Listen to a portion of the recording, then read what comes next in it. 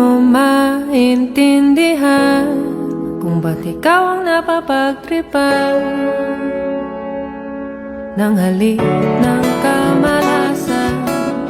Tinapang mong marahan ng hagdanan para lamang makidlatan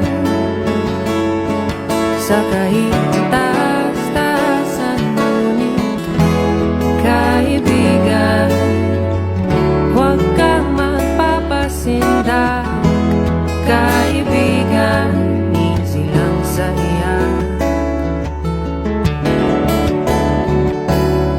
Dahil wala ring mangyayari, tayo'y walang mapapala. Huwag mong pigilan ang pagbuhos ng ulan. May panahon para maging hari, may panahon